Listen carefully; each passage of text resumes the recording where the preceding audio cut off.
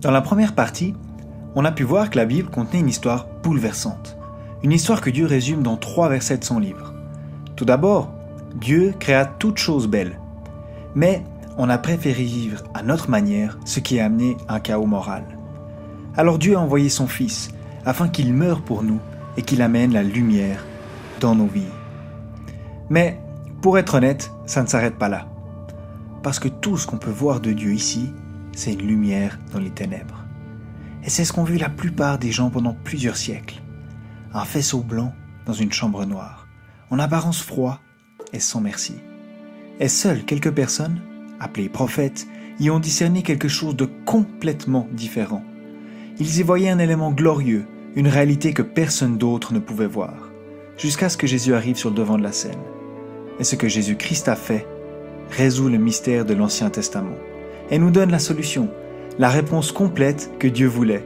Comme un prisme réfracte la lumière naturelle, Jésus révèle Dieu et ce qu'il en réserve pour l'humanité. Mais alors, c'est quoi? En fait, même si Dieu veut sauver chacun de nous personnellement et nous ramener toi et moi dans une relation avec lui, son plan général est bien plus grand et plus beau que ça. Dieu te voit en tant qu'individu, mais il nous voit aussi collectivement. Et c'est ici que ça devient un petit peu fou, mais voilà. Jésus-Christ veut nous épouser. Alors je sais que ça semble trop beau pour être vrai, mais c'est vraiment ce que dit la Bible. D'ailleurs, c'est pour ça que tu as parfois entendu des personnes dire que la Bible est une lettre d'amour pour l'humanité. En fait, c'en est une, littéralement. Jésus compare la relation qu'il désire avoir avec son peuple avec le mariage. Il est le mari et son peuple est son épouse. Ok. Alors maintenant, on va bien entendu voir si c'est biblique ou non. Mais avant qu'on le fasse, il faut que j'ajoute encore quelque chose. T'as probablement déjà entendu que l'histoire se répète. C'est vrai. Les modèles se répètent au fil du temps. Alors aujourd'hui, j'aimerais te montrer 5 modèles qui se répètent en relation avec le thème du mariage divin. Tu devrais pouvoir les voir dans les 5 parties principales de la Bible qui sont les suivantes. Les 5 livres de Moïse, la Torah, les livres historiques, les livres poétiques, les prophètes et le Nouveau Testament. Toutes ces parties sont elles-mêmes divisées en 5 sous-parties et racontent toute la même histoire. C'est une histoire d'amour divine. Mais avant d'aller plus loin, soyons clairs. La Bible est un livre vivant, pas un livre de cuisine, ni un livre de maths. Donc si on veut essayer d'enfermer Dieu dans une boîte, on n'y arrivera jamais. Tout ce que je veux montrer ici, c'est un modèle, un pattern que Dieu utilise plusieurs fois pour nous raconter la même histoire. L'histoire commence avec Jésus en tant que créateur. Créant l'homme est donc son homologue. En Ésaïe 54, verset 5, on peut lire « Ton époux, c'est celui qui t'a faite ». Alors jusqu'ici, ça va. Dieu a même donné à l'homme une version miniature de cette relation avec le mariage d'Adam et Ève. Il n'en avait aucune idée, mais il représentait une relation divine. Seul problème, l'histoire ne se finit pas par « ils vécurent heureux jusqu'à la fin de leur jour ».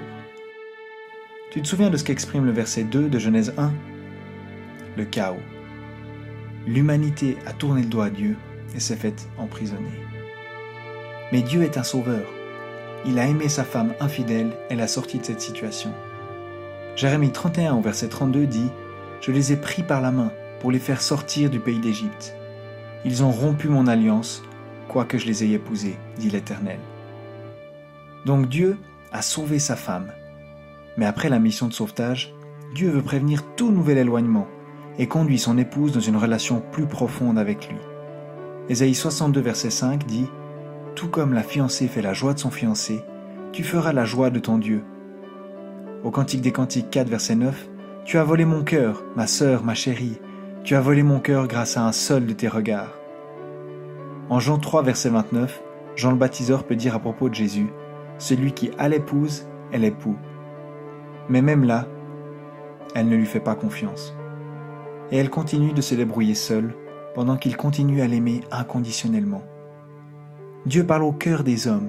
Il dit en Jérémie 3, verset 20, « Pourtant, tout comme une femme trahit son compagnon, vous m'avez trahi. » En Osée 2, verset 14, « C'est pourquoi, voici, moi, je l'attirerai. et je la mènerai au désert, et je lui parlerai au cœur. » Et Dieu agit comme ça pour qu'elle comprenne son amour immense et qu'elle court dans ses bras. La fin, cette fois-ci, ils vécurent heureux jusqu'à la fin de leur jour. C'est le mariage du Fils de Dieu avec sa fiancée, rachetée par son propre sang. On peut lire en Apocalypse 19, versets 7 à 9, « Réjouissons-nous et soyons dans la joie, et rendons-lui gloire, car voici venu le moment des noces de l'agneau. » Et au chapitre 21, au verset 2, « Je vis descendre du ciel d'auprès de Dieu, la ville sainte, la nouvelle Jérusalem, préparée comme une mariée qui s'est faite belle pour son époux. » Et les derniers versets de la Bible sont « L'Esprit et l'épouse disent viens ». Mais c'est vrai que la plupart des versets utilisés viennent de l'Ancien Testament. Et on pourrait penser que Dieu ne parle que de son peuple Israël. Alors cherchons le premier verset qui parle du mariage dans le Jardin d'Éden, avant même qu'Israël soit une nation.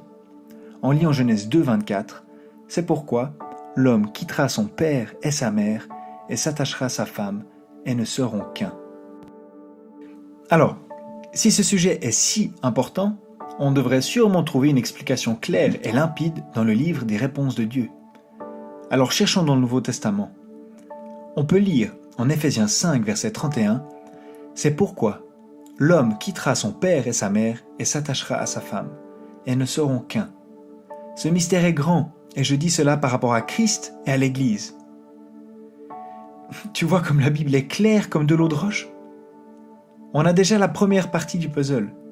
Mais maintenant, est-ce que ça ne serait pas génial d'avoir un verset du Nouveau Testament pour chacune des 5 parties qu'on a vues avant?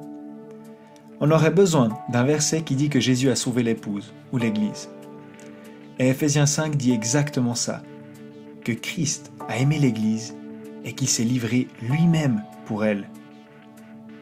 Alors ensuite, on aurait besoin d'un verset qui dirait que l'époux veut avoir communion avec son épouse humaine. Et c'est Jésus qui le dit lui-même.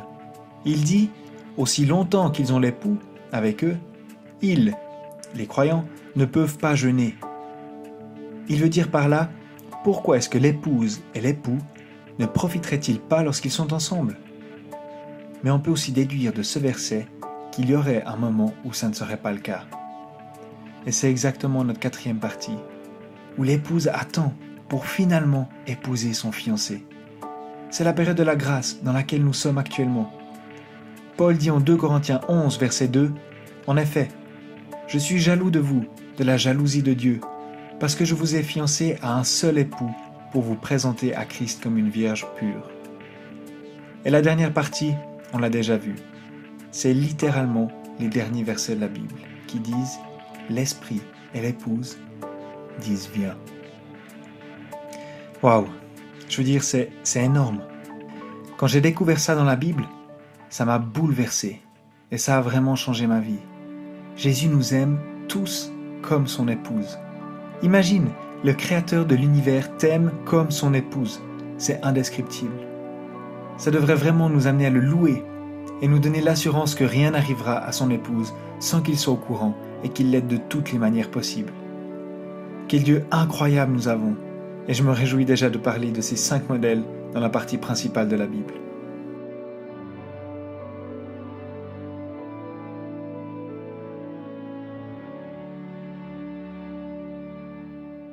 Merci beaucoup d'avoir regardé cette vidéo. Il y en a encore plein d'autres qui vont arriver. Si tu veux voir les suivantes qui arrivent, tu peux t'abonner à la chaîne CrossPaint.